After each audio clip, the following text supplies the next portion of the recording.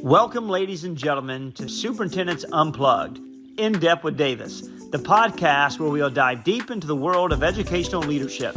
I'm your host, Addison Davis, and I'm thrilled to have you join me as we embark on the inspiring journey together. As a superintendent once myself, I understand the challenges and complexities that come with leading a school district. But what I've come to realize is that there's abundance of amazing work being done by superintendents all across our country. This podcast is a platform to shine a spotlight on their incredible accomplishments and innovative approaches. Each episode will bring you exclusive interviews and superintendents from various districts across our country, both big and small, urban and rural, as they share their personal stories, triumphs, and even their moments of vulnerability. We will explore the strategies they employ to tackle the ever-evolving landscape of education, from fostering equity and inclusivity to embracing technology and preparing students for their future.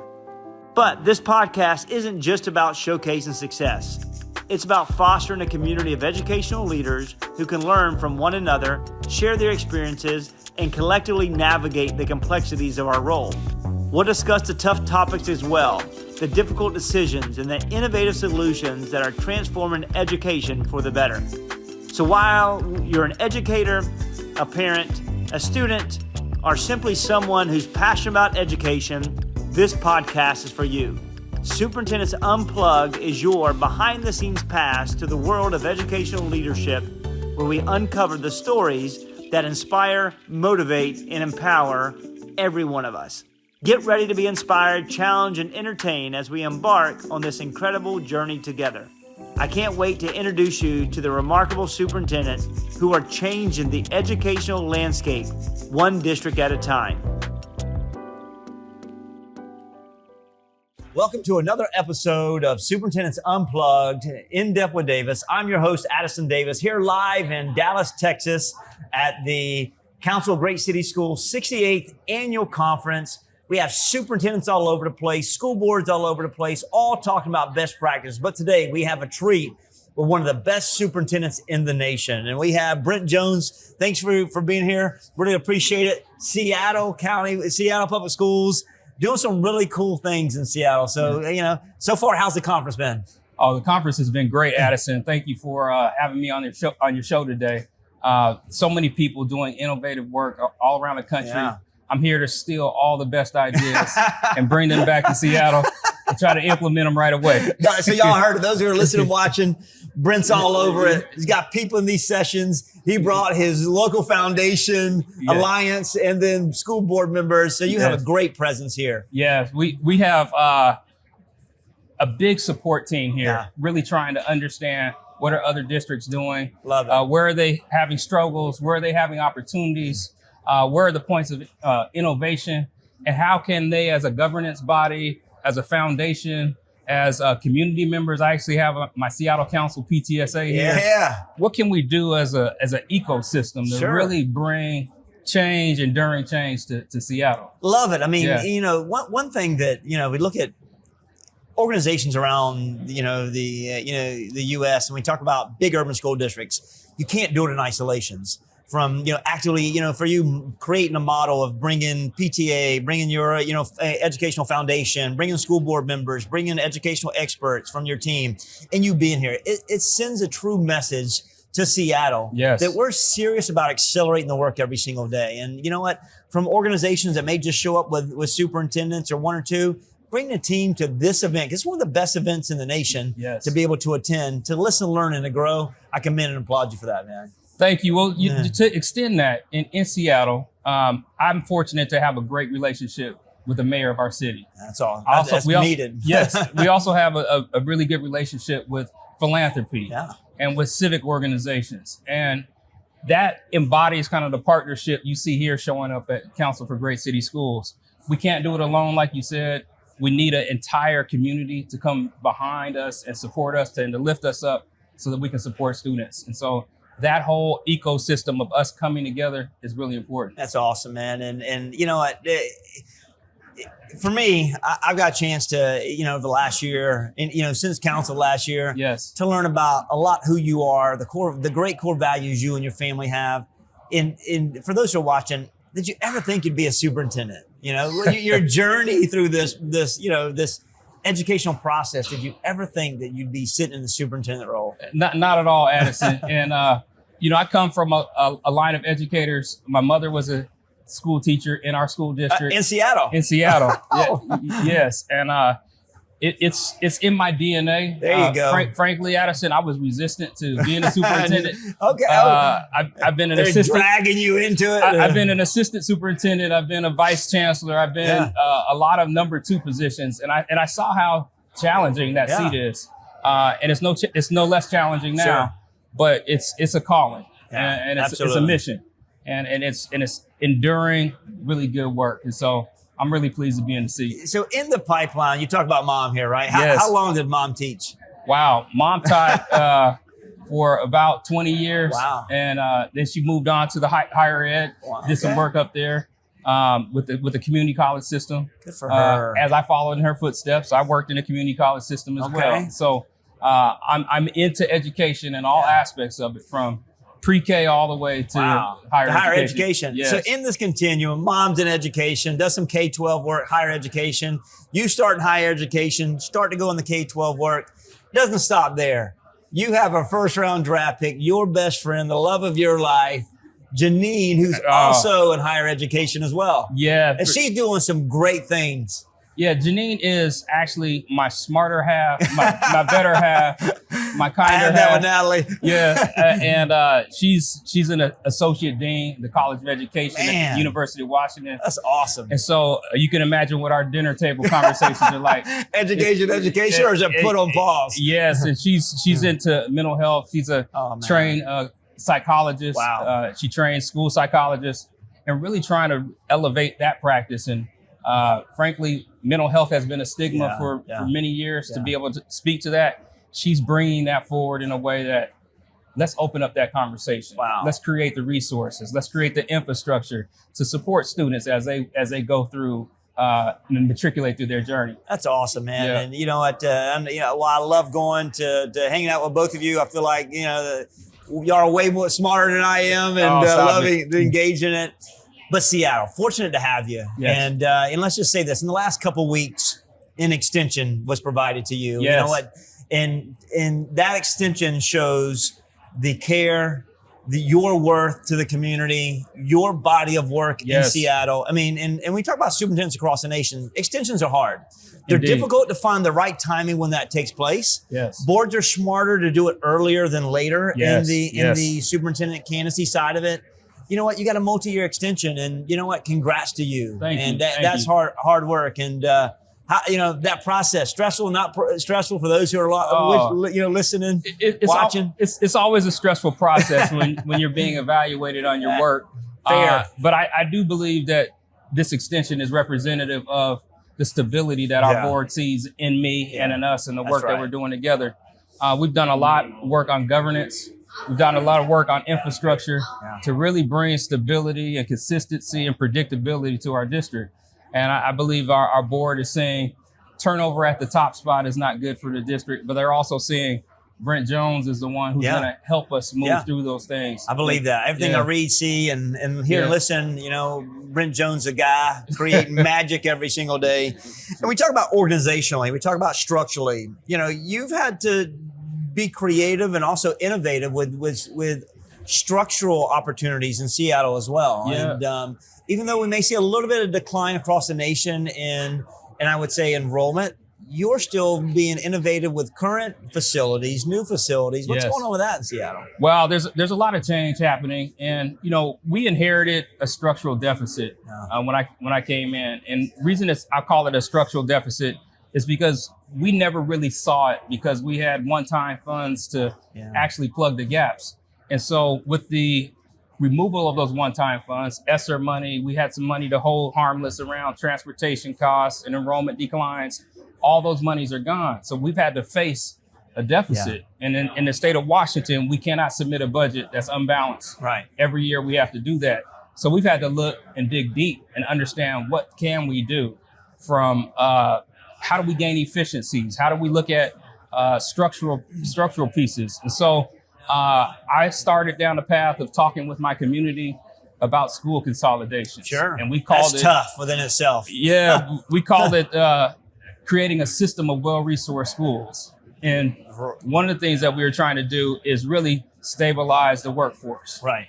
We wanted to make sure that we had nurses and librarians and all the support personnel that a school would need. And we thought we could do that, and we still think we can do that with schools that are slightly larger. Right. And so if we can merge our schools and have multiple teachers per grade level collaborating, we think that's going to be a good process. But that's a change process. And we cannot underestimate how do we manage through change. Sure. And so we've done a lot of structural pieces around IT, around transportation, sure. around just really business process redesign. And those are all change management endeavors. And so working through change has been one of the most challenging things that we've had, but it's also been rewarding. So, yeah, you know what, I mean, for you to recognize that, I mean, listen, change is needed. Yes. Change is desired. Change is in motion, regardless if we want or not. You know, I tell people all the time, I go to bed, those who are over 40, I won't say how old I am, I go to bed healthy and I wake up hurt, right? Yes, so, I mean, change is happening. Absolutely. But from our side of it, and it sounds like you have a change management plan, but also a, change project management plan as well, because we talk about change management, systems, processes, but people, people are part of that process, and you got to be able to have relationships and get people from the current state to the new state. Absolutely. And closing schools, I mean, I would say repurposing schools and all those elements. Yes. It's hard to do because there's so much tradition, the historical tradition that individuals have went there, their grandparents went there. Absolutely. And that's hard. But you've been very surgical and careful in this process, and you've kind of modeled the right way to do it. So I think from you, listen, you started out with 20 schools that there was a potential repurpose. And, and I know that you kind of moved to 5 that makes sense for a phased approach, but you've done a really good job engaging the community. How's that gone? We've done a lot of work trying to bring community along, but what I've learned is you can't over communicate. Yeah, that's right. And another concept is you can't give enough reassurance to community. And sometimes you have to be, well, not sometimes, all the time, you have to be explicit about what's not going to happen. Right. And so if we don't do that, people will fill in the blanks with a lot of their fears and concerns and wants, wishes, and desires. And so as we've walked through this process, we've learned we have to move at the speed of trust of community. Yeah, that's right. Love that. And we have to build that trust along the way. Anytime we take our foot off the gas around earning trust, that becomes problematic for the entire community. And so looking at this from the perspective of now we've learned as we've walked through this, no plan survives first impact. And so we haven't well said. Yeah. So we haven't fallen in love with our plans, even though I think our analysis has been amazing. I think it's been on point. Yeah. I think it's been really, we've really walked through all the detail. Right. But you have to bring community along. Yeah. And community is so important and it's vital to our success. We're Seattle public schools. And the public has to be engaged. That's right. And I think that from your side of it, you've taken all the right steps, right? Yes. So I love the fact that, no first plan, the impact of it. That's great. And because the first plan is a starting point of a conversation, right? Sir. And then as you actively engage board members, community leaders, civic leaders, delegation, faith-based partners, every one of them have a holistic viewpoint, right? And things adjust and morph to the needs of the community. So indeed, I just applaud you for the courage to be able to do it. Yes. Yeah. We're in it. And we're deep in the process. And we're looking at other districts around the country and how they're walking through this. We stay in a learning position. We're trying to make sure that we understand what the real challenges are, what the challenges are that we may not be able to see because we're so close to it. But it really helps to have other colleagues like here at the Council for Great City Schools where we can talk about some of these things. Perfect. Lean on. We're not the first ones. That's right. There's 297 districts in Seattle. Imagine how many are around it. Wow. I mean, in the Washington State, imagine how many are in the country that are having to deal with enrollment loss and trying to be more efficient, budget challenges. Sure. So, and we talk about the causation. I suffered the same thing in Hillsborough, probably around 230,000 kids, right? Yes. And We had a number of reasons, the causations for declining. What do you see in Washington, or in Seattle, that may be spiking this decline, or we're realizing the decline in enrollment for? Yeah, I think there's a couple central reasons. One is Seattle is a very expensive city. Oh, yeah. We're the urban center for the Northwest. Average home prices now are $1 million. Wow. Families can't necessarily afford to. How do teachers afford it? I mean, teachers are doing overly creative things to be able to commute and stay in Seattle. And then just the fact that we don't have a high birth rate around school-aged children, and so those have been two challenges. And then I will admit, maybe we're not doing everything within our power to retain families, and so. We're looking at how to do an enrollment campaign to capture anybody that we've lost. Sure. But I know this is a nationwide dynamic with urban centers. Absolutely. And it's everywhere. It's everywhere. But I'm a competitive person. If those are Seattle Public Schools potential students, game on. I want them back. Yeah.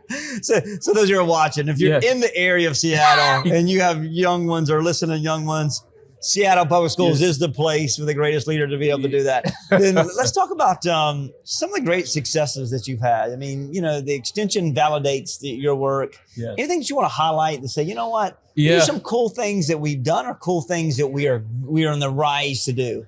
Yeah. So a lot of folks won't think these are cool, but I think you take the wins as a superintendent when you get them. Yeah, I think infrastructure is cool. Yeah, that's cool. I believe in the fact that we have a 99.9% uptime in IT. Our IT systems is cool. Yeah, I believe that our bus is running on time with a 95% on time pickup rate is very cool. I think the fact that we have a 97% fill rate in human resources, our positions, is very cool. And so we've worked on a lot of internal systems to make sure that those things that really will impact learning at the end of the day are well maintained and taken care of. And so the infrastructure pieces are one of the things I'm most proud of. Another piece is that we're doing progress monitoring. Sure. And we know where students are. We're using interim assessments. We're using curriculum embedded assessments. And we're reporting this all to our board on a regular and a monthly basis. So these type of infrastructure things where I'm geeky nerdy about, I think they're really helping us to understand what do we need to do to create that infrastructure for student success. And so that's important. I mean, you know what?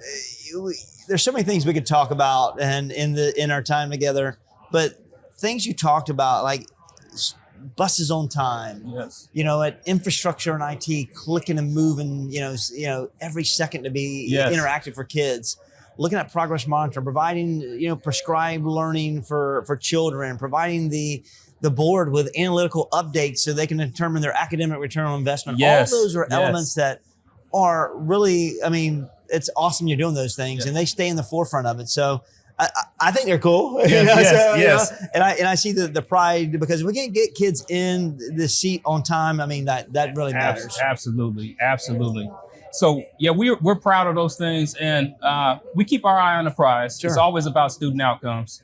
And I think we're going to start to see some yield on that investment. We have a strategic plan that's coming up for in the next year, 25 and 25-30. That's going to really be about implementation of innovation. We're spending this year to really have enduring processes. We're looking at what's not working, and we're shoring that up. We're doing our gap analysis, really fixing all that. So when we start this next strategic plan, it's really going to be about implementation fidelity. We want to have implementation across the board. We want everything clicking so students will benefit. That's awesome. So transitioning from addressing the infrastructure issues to build a new strategic plan, it doesn't stop. It doesn't stop. And that's another community outreach engagement as well. Yes, sir. To create celebrations. Well, listen, as we have superintendents that are in the seat, and those who aspire to have extensions, or those who aspire to transition to the superintendent job, any words of wisdom that you want to provide? Well, I said it before, but no plan survives first impact. Yeah. And so we have to be, as leaders, flexible, and we have to be ready for the changes that happen. And we have to be ready for resistance to change. Sure. We have to bring people along. We have to think about slowing down and making sure we're getting everyone on the bus so that we can all go to the same destination. It's a challenge in 2024. We're all still recovering from COVID. Yes, we are. And then we have the compounding issues of challenging budgets. We're in a political season. Yeah. We have an enrollment declines all across the country. We have to be ready to be responsive. And so I think there's a high level of political acumen we have to have as leaders. And I think we just working in tandem with school boards and community and the electeds and selecteds is really important as we walk through this. Yeah. I love it. Well, you heard it today, folks, and thanks for being here, Brent. Really appreciate it. One of the greatest leaders, from being able to create accountability, to nurturing, to making certain the infrastructure is in place in Seattle, to really focusing on having an inclusive approach of all the key players in the community, to bring them on board to create magical moments and allow students to discover endless possibilities every single day. Here in Dallas, Texas, with a dear friend, Brent Jones, a dear colleague, and one of the best leaders in this nation. Until next time, I look forward to seeing you on Superintendents Unplugged, In Depth with Davis.